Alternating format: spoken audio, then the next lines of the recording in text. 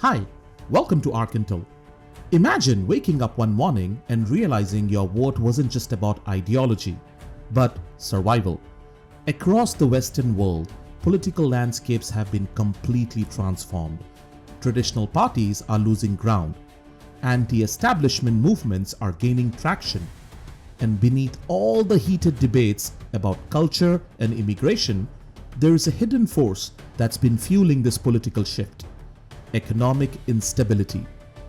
But what if I told you this surge in populism isn't random?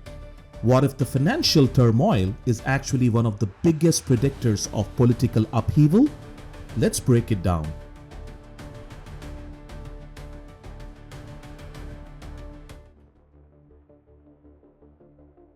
Over the past decade, countries across North America and Europe have seen a dramatic political realignment.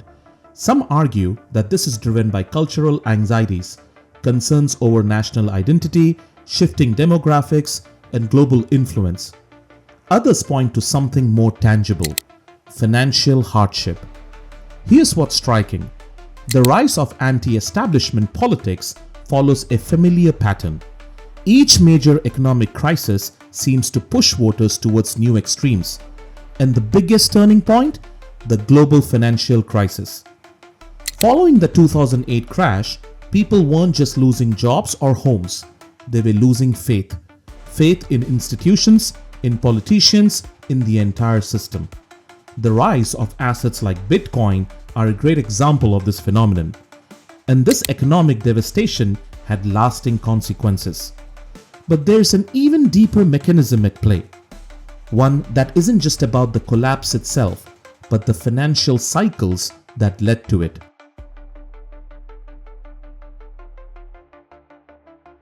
Meet Emil Werner, a researcher at MIT Sloan, who spent years analyzing the connection between financial cycles and economic downturns. Alongside fellow economists, he discovered a disturbing pattern, one that happens again and again across different countries and economies. Here's how it works. A surge in lending kicks things off. Banks loosen restrictions, making credit cheaper and more available, especially to households and consumers. Short-term prosperity follows. More loans mean more spending. The economy booms for 3 to 5 years. It's a golden age, but a fake one. Then comes the crash.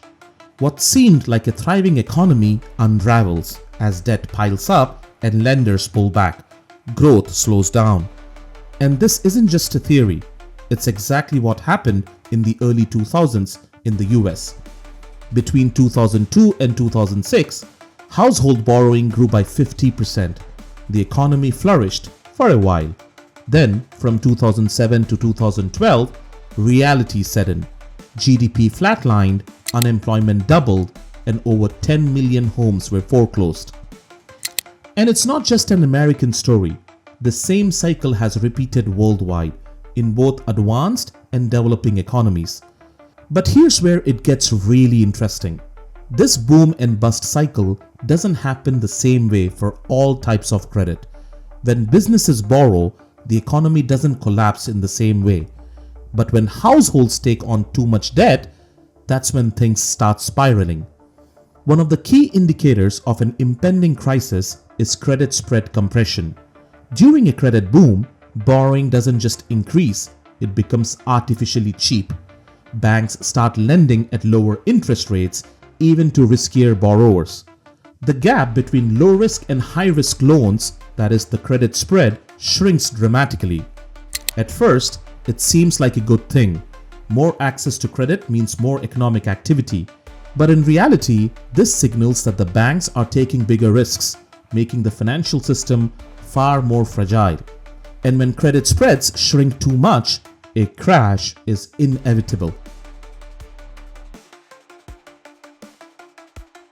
Take a look at Hungary, one of the clearest examples of how financial collapse can transform the nation's politics. During the financial crisis, many Hungarian households had loans denominated in foreign currency. When their local currency depreciated, their debts exploded overnight. Suddenly, their monthly payments became unmanageable pushing entire communities into financial ruin. And what happens when people feel abandoned by the system? They look for alternatives. As a result, support shifted sharply away from mainstream parties. Voters turned to populist leaders who promised radical solutions, especially policies that favored debtors over banks. And this isn't unique to Hungary. Wherever financial distress has hit hardest, populism has surged. The message? We represent you, the people, against the elites who created this mess. It's a powerful argument, and in many cases, they are not entirely wrong. The financial system does favor lenders, and political leaders do often side with the banks. This results in a new era of economic resentment where voters see the financial system as rigged and are willing to take bold political risks to change it. Here's the big question. Could this happen again? Well, the current rise of populism across US, Europe, and Asia is clearly showing that this is already happening. Right now, we may not be seeing the same reckless lending that fueled the 2008 disaster. Credit markets seem more cautious. But don't be fooled. This doesn't mean we are safe. History shows that financial crises are inevitable. They won't look exactly the same, but the cycle of expansion and collapse is practically hardwired into the global economy. As we are witnessing, populism is getting louder by the day. It's clear that an economic collapse is lurking somewhere close by. One of the biggest barriers to preventing these crises is regulation, or the lack of it. Since the 2008 crisis, big banks have spent billions of dollars on lobbying to weaken financial regulations. By 2018, many of those post-crisis protections were already rolled back. Every time disaster strikes, governments across the world promise reform, but the financial industry fights back, and soon enough, the cycle starts all over again. This isn't just a theory. We can already witness happening this today. When the next collapse comes, the same forces that fueled past revolutions will ignite again. The only question is, who will seize power this time?